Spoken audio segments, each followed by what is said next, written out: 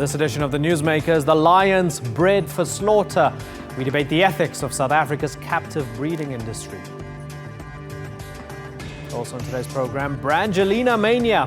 A man and a woman announced they're getting divorced. Why do so many people seem to care? And in Picture This, anger in the US city of Charlotte over the police killing of a black man. The authorities declare a state of emergency as a second night of protests turned violent.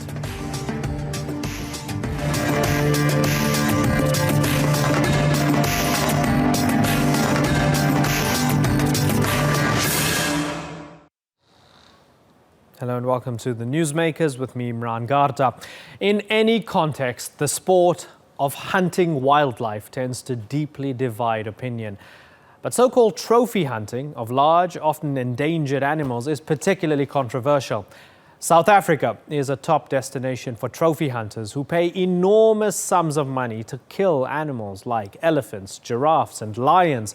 But a new industry has emerged from this demand: the captive breeding of wild animals, specifically so they can be killed for sport. On this edition of the Newsmakers, we debate the ethics of this industry. Is it good for conservation, as many pro-hunting groups claim, or is it factory farming of the very worst kind?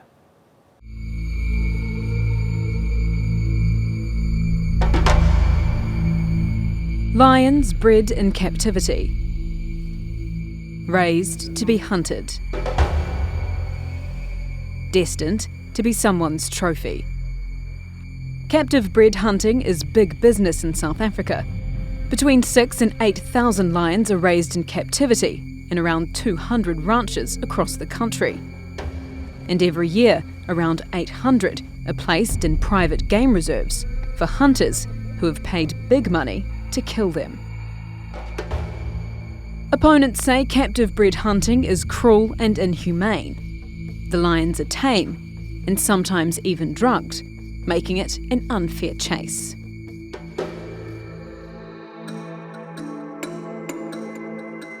Big game hunting is a sport for the rich elite.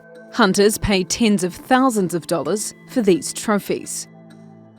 According to the International Fund for Animal Welfare, between 2004 and 2014, 1.7 million animals were killed for their trophy, and at least 200,000 of them were from threatened species.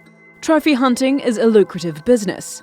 This is the going market rate for the Big Five hunts in South Africa. For lions, a hunt can cost between $8,500 and $50,000.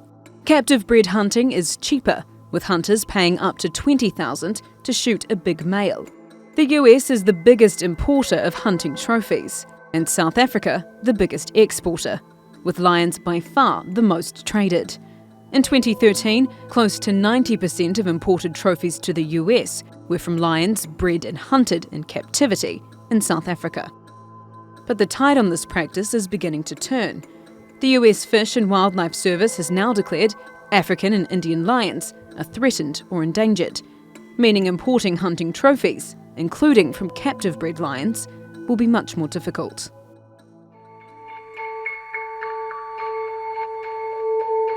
For those in favour, captive bred hunting is an opportunity to help preserve species. In South Africa, there are only around 2,300 wild lions living in protected areas.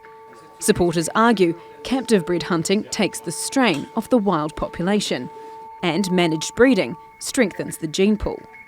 It's also argued this practice has a knock-on effect for conservation, helping to preserve the habitat for wild lions too. Is captive bred lion hunting a way to protect the dwindling numbers of lions in Africa? Is it about conservation and responsible hunting? Or is it barbaric and unethical? Yvette McCullough, The Newsmakers. Well, joining me now from Johannesburg is Stephen Palos, who's Chief Executive of the Confederation of Hunting Associations of South Africa, and Jeff Flocken, the North American Regional Director of the International Fund for Animal Welfare. Gentlemen, thank you very much for joining us. Jeff Flocken, let me start with you. Canned hunting, is it ethical? Most hunters don't even believe this is ethical.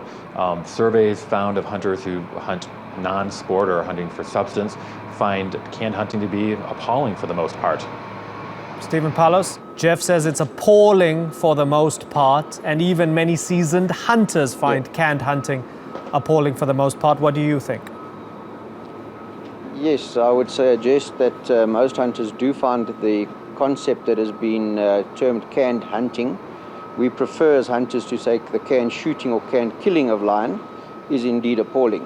And this is practitioners who would literally catch the unaware potential client and lead him to believe he was on a fair chase hunt, and where that animal was raised in a manner that it was habituated to people.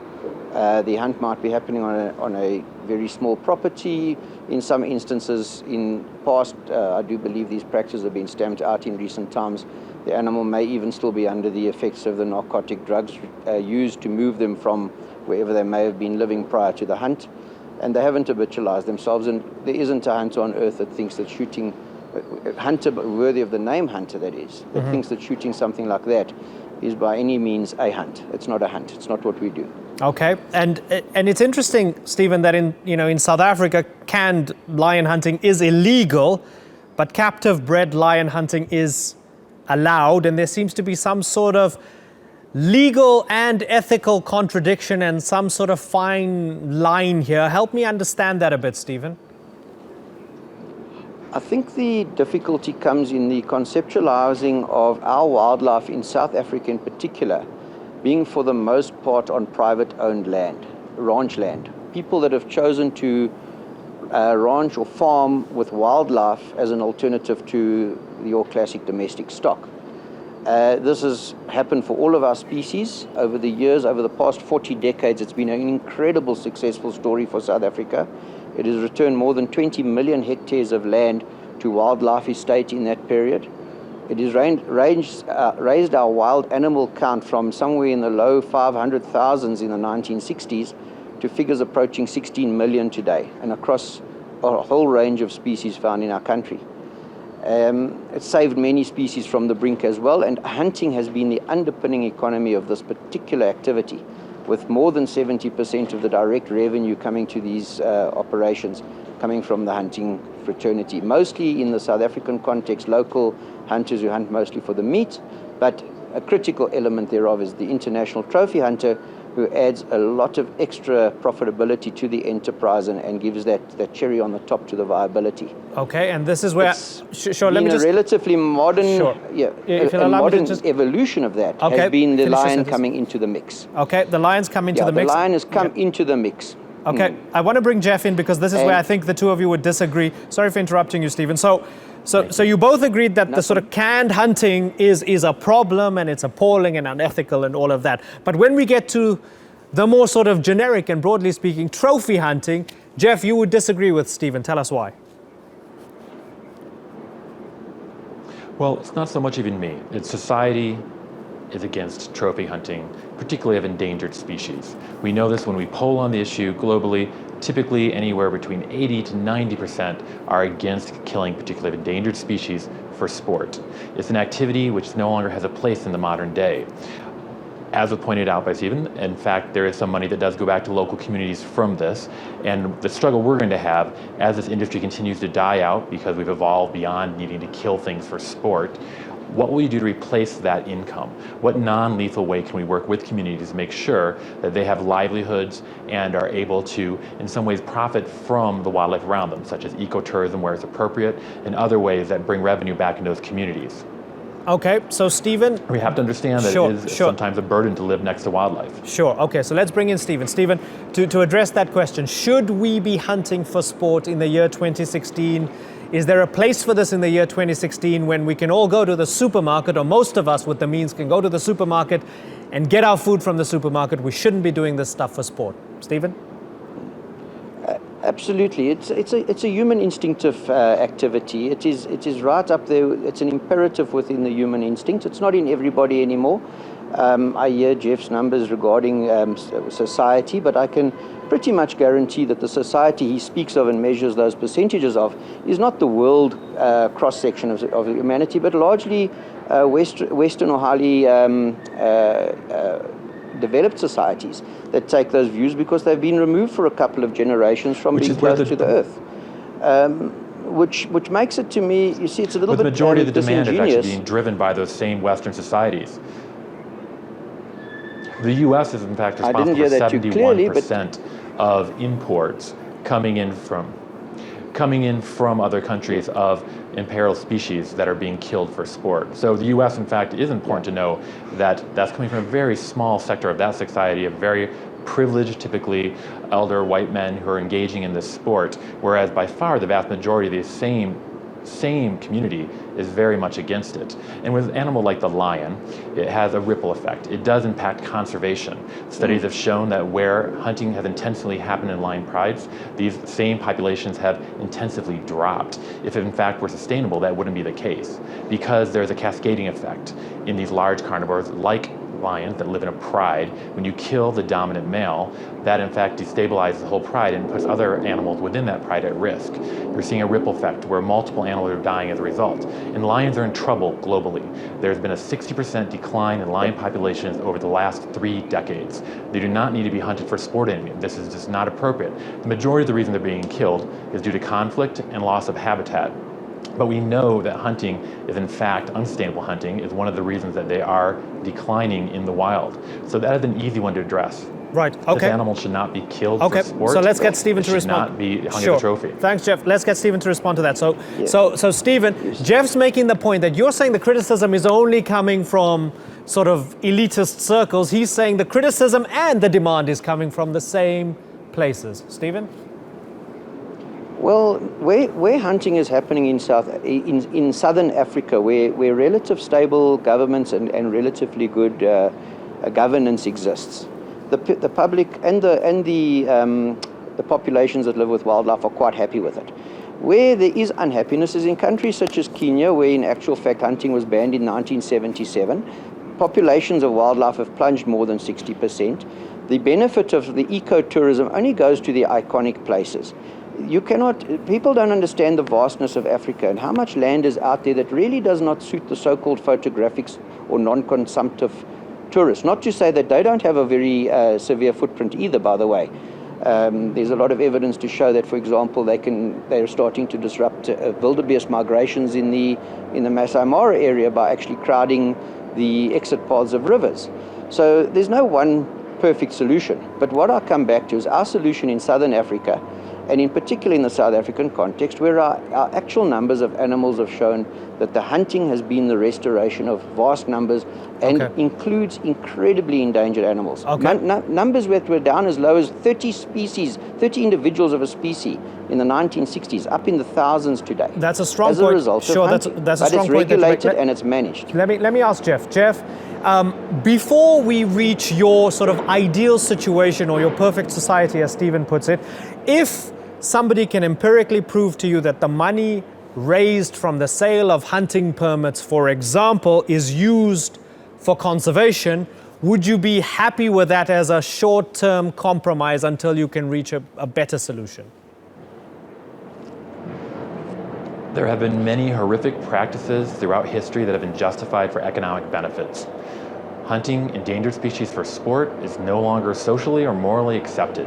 We need to find a new way to replace that income where it's needed to make sure those lands that have been set aside for hunting are still set aside for conservation.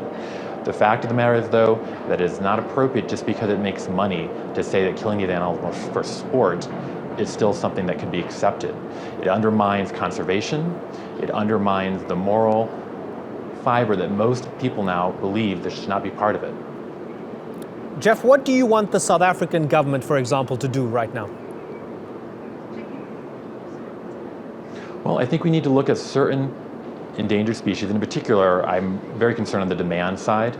In these countries like the United States, that is providing most of the demand for these endangered species to be hunted and hung as trophies, we need to start banning the import of ones that are not appropriate to be killing. And that I include elephants, rhinos, lions, and species that are in serious decline and haven't even been listed yet on an endangered species list, like giraffes and hippos. We know these animals are endangered. They do not need another threat at this time, in addition to the other problems that are plaguing them. Okay, final response from Stephen. Because we're running out of time, Stephen, in less than 30 seconds, please. Well, it's a totally crazy notion that he's basically saying that our governments in Southern Africa don't have the maturity or the good sense to decide what their sustainable quotas are, so they will enforce it upon us. That's a neo-colonialist approach. We don't like what you people are doing, so we're going to simply ban your product. If this were in reverse, we would be in such trouble with the US government at the moment, if we were banning a US product just because of our sensitivities. I think Jeff should spend a little bit more time on the ground in Africa. If he's coming out to CITES, I welcome him to look me up, and I will definitely have a proper conversation with him then and show him a few successes on the ground and show him what the potential of this particular activity still is in this continent and the difference it is and will make in the future. Okay, Jeff, are you going to meet up with Stephen at the CITES conference? Thank you, Steve. I'll probably see him there. I actually studied wildlife management in Africa. I'm very familiar with the situation on the ground, but I look forward to meeting him. Okay. Thank you. Hopefully something fruitful can come out of it. Stephen and Jeff, thanks so much for joining us. It's been a pleasure.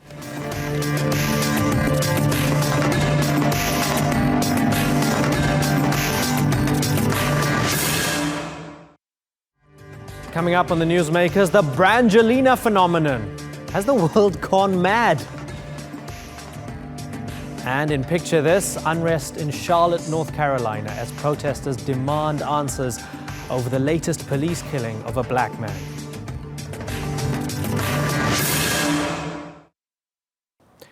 In essence, it's an unremarkable story. A man and a woman fall in love. He leaves his wife for her. They spend several years together and build a family, but then decide it's not working out and choose to get divorced. But when the couple is Brad Pitt and Angelina Jolie, that unremarkable story gets elevated to a whole new level, as Randolph Nogel reports.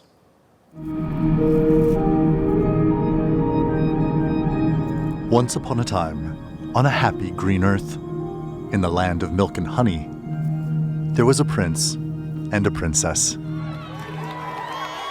Their people loved them. Stories traveled far and wide. You're royalty, aren't you? Of the prince's bravery. The princess was depicted as a warrior too. This is a 21st century love story after all.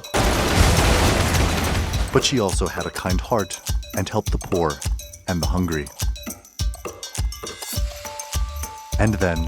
You think this story's gonna have a happy ending? Happy endings are just stories that haven't finished yet. they broke up.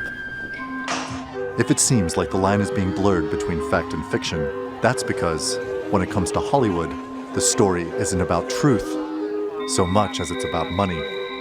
After all, in America, that's what happy endings are all about.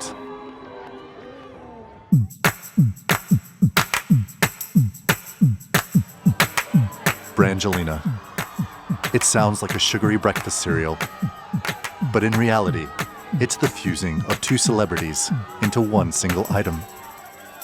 A brand made in heaven. And in a world in which millions of people hitch their trailers to every Hollywood star. Did you ever think that maybe there's more to life than being really, really, really ridiculously good looking? Brad and Angelina's beauty, glamour, and high profile was its own little cottage industry. People could almost feel the red carpet under their feet in rolling out their own personal brand. Hey everyone! Come and see how good I look! And with Facebook, Instagram, Snapchat, and Twitter, they could count their popularity in followers, likes, and reposts. I'm sorry that people are so jealous of me, but I can't help it that I'm popular. Brangelina was a modern-day fairy tale, but now it's over. I couldn't even this morning when the news broke. My heart is breaking a little bit. And some worry, did love die along with it? Could it be the end of the world as we know it? Randolph Nogel, The Newsmakers. Well, joining me now from London is media psychologist Becky Spellman. Thanks for joining us, Becky. Becky, we argued over and about this story for about 45 minutes in the editorial meeting. 3/4 of us didn't want to cover it. Some of us did, but wanted to cover it differently and with a bit more depth. Why are we even having this conversation? We're here, we're having this conversation, we're searching for some sort of deeper meaning. I'm assuming there is. What is it? We are obsessed with celebrities. They sort of create this halo effect. Because they might be good at one thing, for example, acting, people will often perceive them as being really good at lots of other things as well, including relationships. So everyone expected Brad and Angelina to have this perfect relationship. And that's why there's a lot of shock over this relationship ending. There are those who say, okay, so successful man and woman meet, they hook up, they have kids, they part ways, no more, no less. Are those people who prefer to see it that way, are they being reductionist and not factoring in other elements? We can never really know what's happening in a celebrity relationship, but what I think is really interesting is the emotions that are evoked by the public when they follow celebrities in this way. And celebrities evoke both positive and negative emotions in us. So we can feel envy, frustration, horror with celebrities' actions. And I think it's really interesting how obsessed people get with them, because it's a one-sided relationship. You know, we never really get to know what's going on behind these closed doors, but we get very obsessed with actually trying to find out. And I think for some people, you know, it's great escapism to follow these relationships, which are one-sided. So they never affect us directly. And that's quite an easy relationship for people to have. You know, I think it's fascinating, but also very normal for people to really follow these celebrities in such a way. And these celebrities certainly evoke strong emotion over the public, and that's why people are talking so much about it. There was an interesting piece by Drake Bear in New York Magazine, quoting some other psychologists, calling it intimacy at a distance. And then, you know, quoting the piece, Drake Bear says, from a psychology standpoint, all the sadness and schadenfreude are indicative of the parasocial relationships that people have with celebrities. Has Drake hit the nail on the head there? Yeah, so the one-sided relationship, it's so much easier for a lot of people. So to follow someone and idolize them and feel that you can relate to them and that you have the same values as them and the same interests as them is quite easy when you don't ever have to communicate with them directly. You never actually have any conversation, so there is no direct negativity. And for a lot of people, that's a very easy relationship to have, so they can maintain their positive view of this person over a really long period of time. Whereas real life relationships are not like this. There's a lot more conflict involved, and our ideas of people can change based on their communication with us as well. So with celebrities, with those relationships being one-sided, it's an easy relationship to have. And of course, people can fantasize and wonder what their life is like, because famous people do live an extraordinary lifestyle. And I guess there's a lot of unfair intrusion into their private life now that they've divorced, and there's speculation. Was he having an affair? What was going on behind the scenes? But I wonder, is all of this just maybe a side effect of the same phenomenon that makes us care more about refugees, because Brangelina cares about refugees? So is it an entire package that you have to take, whether you like it or not? People will idolize celebrities, and particularly young people will look for their role models. And they will often pick celebrities as their role models, and they will start to have the same interests, the same values as them, and be heavily influenced by their decisions. So anything that Angelina or Brad are interested in, particularly strong causes, people will be more inclined to follow if they like that celebrity. Okay, Becky Spellman, thank you very much for joining us. In today's Picture This, Keith Scott was a black man shot dead by police on Tuesday in Charlotte, North Carolina. Now, a second night of protests over his death have turned violent. Let's take a look.